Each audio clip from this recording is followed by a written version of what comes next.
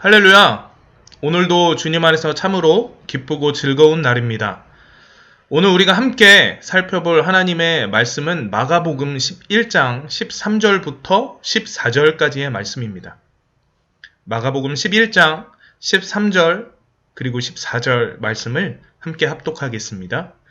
멀리서 잎사귀 있는 한 무화과 나무를 보시고 혹 그 나무에 무엇이 있을까 하여 가셨더니 가서 보신즉 잎사귀 위에 아무것도 없더라.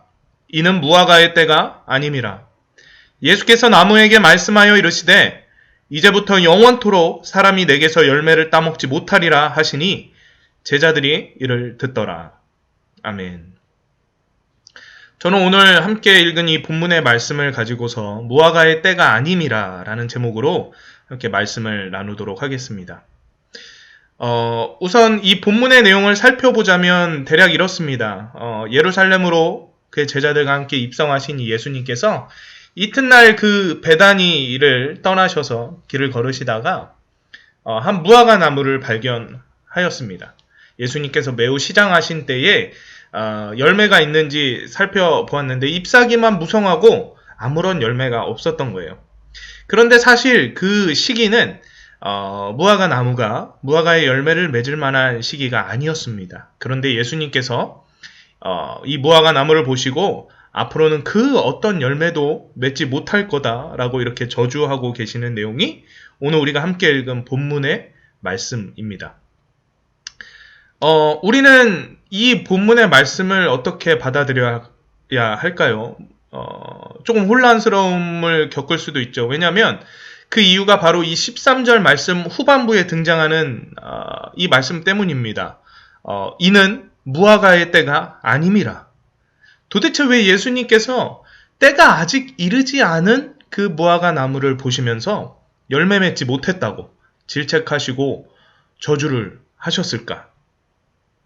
우리가 아는 예수님의 성품으로는 합당한 열매를 맺지 못했을지라도 사랑으로 품어주실 만한 분이신데 좀 본인이 배가 고프셔서 그런지 예민하신 것인지 그 나무를 보시고 저주하시고 질책하시는 것을 보면서 우리는 조금 혼란스러움을 겪을 수도 있습니다. 그런데 사실 이 본문의 말씀은 이스라엘 민족을 향한 예수님의 상징적인 행위를 보여주고 있는 것입니다. 예수님의 상징적인 행위가 보여주고 있는 것이 자세히 무엇인지 살펴보자면 첫 번째로는 이스라엘 민족의 이 위선으로 가득 차 있는 신앙, 열매 없는 이 신앙을 질책하고 계신 것입니다. 구약을 보면 흔히 이 무화과 나무가 이스라엘 민족과 그리고 하나님과의 관계에 있어서 종종 비유적으로 사용되어지는 단어였습니다. 그래서 예수님께서 이 무화과 나무를 저주하셨던 것은 속은 텅 비어버린 율법주의로 돌아서버린 이 열매 없는 유대인들의 신앙의 모습을 질책하시고 하나님의 심판이 임할 것을 상징하는 모습인 것이죠. 즉 이 무화과 나무를 두고서 저주하신 예수님의 모습은 예수님께서 이 유대인들의 종교적인 간습 속에서 하나님을 향한 어떤 진정한 예배, 기도, 그 의의 참된 열매를 찾으시려고 가까이 가셨으나 아무런 소득을 얻지 못하신 사실을 이 상징적으로 보여준 하나의 사건이라는 것이죠. 둘째로는 예수님께서 보여주신 이 상징적인 모습은 바로 하나님의 때에 관한 이야기입니다. 예수님께서 무화과 나무에게 열매를 찾으시는 그때는 우리가 본문을 보면 열매를 맺을 만한 합당한 때가 아니었습니다. 이 무화과 나무는 계절에 맞게 잎사귀를 내고 열매를 맺어야 하는 너무나도 자연 법칙에 의해 합당한 모습을 보여주고 있었던 때였어요. 이 정도면 오히려 예수님이 조금 어거지를 부리시는 것이라 여길 수 있지 않겠습니까? 하지만 여러분, 이 말씀 속에 담겨있는 내용은 그렇지 않습니다. 그 어떤 세상의 정답도 완벽한 어떤 법칙들도 수백 년, 수천 년간 쌓아오면서 검증되어진 경험들도 그 모든 세상의 시작과 끝을 주관하시는 하나님보다 위에 있을 수는 없습니다.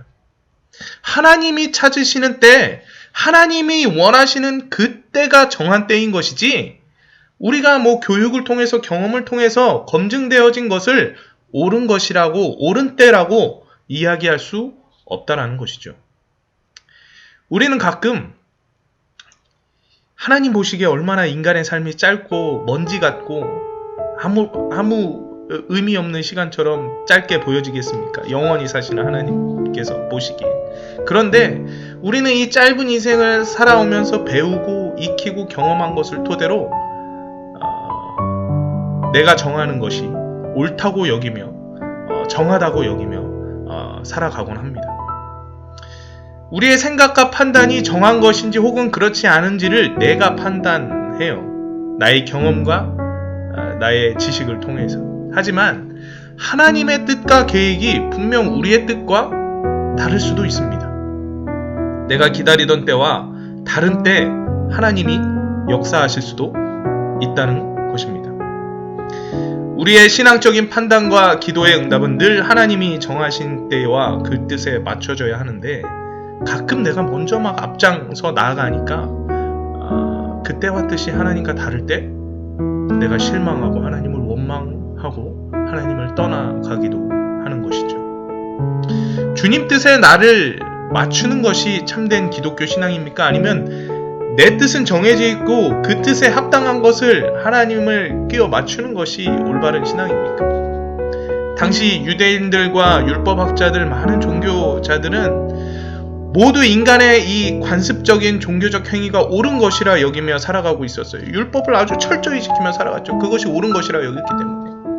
하지만 그들은 철저히 지키는 율법의 말씀만 목매어 살았지, 가난한 자를 외면했고 겉으로 거룩히 보여지기 위해서만 애를 썼고, 그 마음속에 욕심이, 야욕이 가득했어도 나의 겉모습만이 주님이 명하시는 뜻대로 그 행위를 옳게 수행하며 살았으면 자신들은 의롭고 거룩하다라고 여기며 살아갔어요. 그것이 정답이라고 여겨지며 살아왔던 것이죠. 멀리서 보면 겉으로는 열매가 가득할 것처럼 보여요. 풍성한 잎사귀가 가득 차 있어요. 하지만 사실 가까이서 가서 보면 아무런 열매도 없는 무화과 나무처럼 변해 있었다는 것이죠. 그들 스스로가 모두 정답이라고 여기고 있는 것, 옳다 여기고 있는 이것, 그 법칙을 예수님께서 저주하신 것입니다. 그들 스스로 하나님의 뜻을 정하다 옳다 여기며 살아가던 모습들을 예수님께서는 질책하신 것이죠.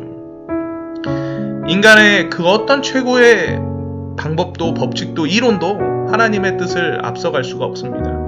세상이 정해놓은, 그 인간이 정해놓은 법칙과 정답이 하나님께서 정하신 뜻보다는 절대 높을 수가 없기 때문입니다. 그래서도 안 되고요. 그래서 우리는 하나님 앞에서 늘 겸손해야 합니다. 내가 옳다 여기는 나의 모습들 있죠. 그 행위들을 돌아보면서 고쳐나가는 것이, 그것을 버릴 수도 있는 것이, 그게 겸손한 거예요. 사람들 앞에서 그냥 나 자신을 낮추는 게 겸손의 전부가 아니라, 내가 옳다 여겨지는 것들을 날마다 하나님의 말씀을 비추어서 이게 정말 옳은 것인가, 이 상황 속에서 정말 이렇게 행하는 것이 맞는 것인가를 계속 하나님의 뜻에 비추어 보는 것, 그것이 바로 진정한 겸손이라는 것입니다. 내가 많은 것을 알고 있다면, 많은 정답을 알고 있다면 겸손해지기가 더 어렵습니다. 그래서 세상의 많은 지식인들이 하나님 앞에 겸손해지기가 더 어려운 것이죠. 사랑하는 직화성도 여러분, 하나님의 정하신 뜻에 맞춰 살아가기 위해 노력하시기 바랍니다. 날마다 하나님의 그 뜻이 무엇인지 그 말씀으로 구하고, 그 말씀으로 나를 비춰서 말씀에 빗댄 온전한 모습을 구하며 살아가는 자가 되시기 바랍니다. 그러한 삶을 살아갈 때 이 나라는 존재는 하나님께서 부어주시는 그 은혜 충만한 삶을 풍성히 누리며 살아갈 수 있는 것이고, 또 나를 통하여서는 주님의 열매가 풍성히 다른 이들에게 증거되어지며 나타날 수 있게 되는 것입니다. 주님의 뜻을 내 마음에 담아 내가 주님의 뜻대로 온전히 살아가는 그런 열매 가득히 맺히는 삶을 살아가시기 바랍니다. 오늘도 주님 찾으시는 그 열매 가득히 넘치는 삶 살아가시는 하나님의 귀한 자녀들 다 되시기를 간절히 축원드립니다.